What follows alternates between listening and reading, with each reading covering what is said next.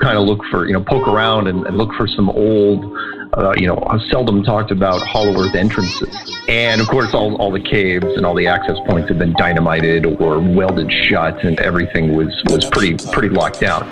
Again, he's former FBI agent, and he is the X-Man, is what he's known as. He said, I want to come back and talk to you about Antarctica and all the heads of state that are going there. And we're like, what's going on down there? We got to find out. So he gets to Antarctica, and long story short, they discover there in Antarctica. Now, this is in 1998, right?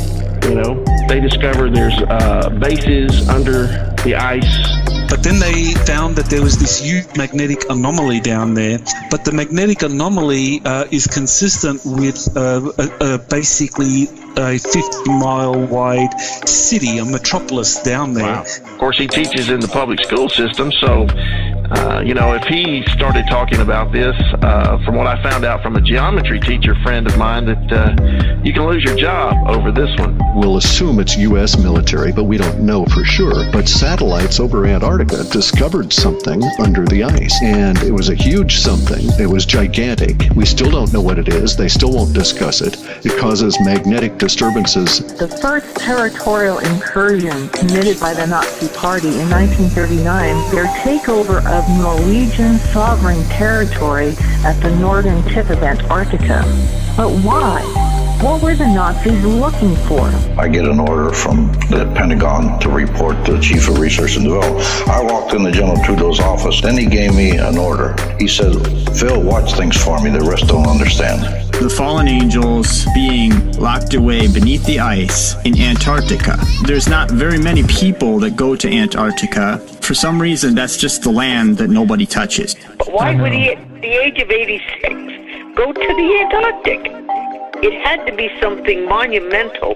It had to be something that's really something that would change everything. Sometimes we use robots in the plants. Some of the plants we have are 50 or 60 acres under roof. We have a section of the plant we call recon, which is recontainerization. Stuff comes in from the train or comes in on we turned into like a journey to the center of the earth type thing, where there was actual physical entrance at the North Pole, and he went inside it and saw it, the land that time forgot. If you want to know how many residents it has as its population, the official count is an average of only 5,000 temporary residents. That's all the scientific community Military bases, alien bases, there's a laboratory there, there's, an entire situation going on of contact between the human race and an alien race.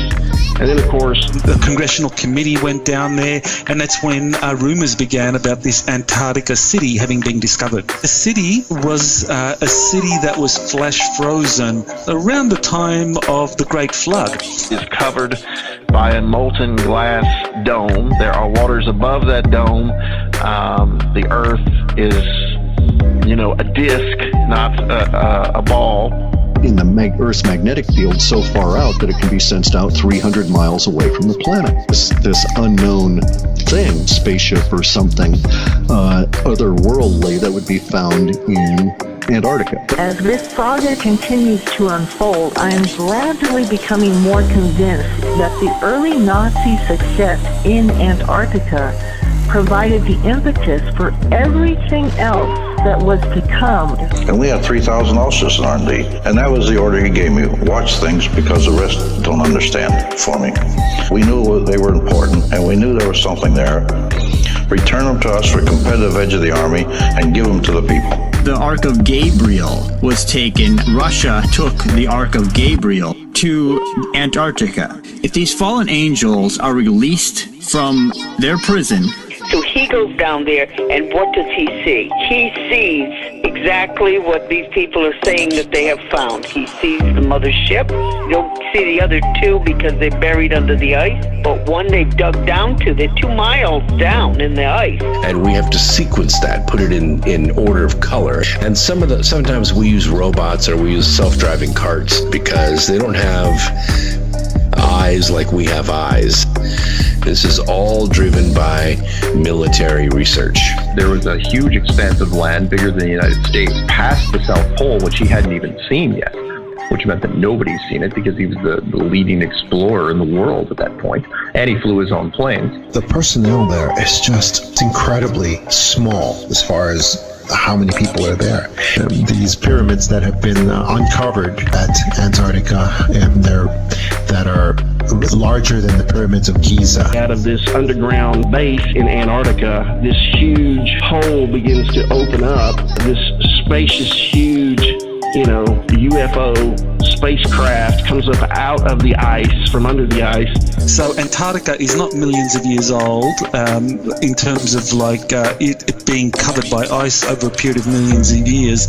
There were cities, or basically metropolises down in Antarctica. It was... Well, NASA says it's not, space agency says it's not, the government says it's not, and we've been told all this stuff, but it just comes down to our own eyes and what we can prove. When we find out that there's this large magnetic anomaly under the ice that is not part of the continent itself. In other words, there's something sitting on the Antarctic continent that's underneath the ice that is still able to throw out a magnetic field disturbance 300 miles out. The coming of transhumanist robots, mechanical human hybrids, and artificial intelligence. Without the Deutsche Antarctica success in 1939, World War II might never have happened. The integrated circuit turned into a supercomputer in 30 years. We were a little bit worried about that, like I told the general. What are we unleashing on the world, General? We don't know what this thing will end up. What if it integrates with the brain? In the end times, these fallen angels are probably pretty angry since they've been trapped. They're trapped in Antarctica. They're probably pretty angry that they've been trapped for so long. He sees that. He realizes that these are aliens. It was aliens who helped us advance. It were alien beings that were coming down from the sky in these wheels that the Bible talks about. Humans have 120 degrees of peripheral vision, and we can run as fast as 25 miles an hour at an oblique angle to that moving object and catch it midair in a glove. The entire Antarctic continent was made out of resource-rich materials, and nations could be squabbling over this thing for years and years to come. You can ignore a lot of stuff, but you can't ignore conspiracies that are bigger than money. Now, one thing that Lima and Google Earth have in common, is that both systems show blur outs, whiteouts, and grayscale alterations of certain areas. And moves up into the air and flies away. The elite are trying to push and pre-program and indoctrinate people's minds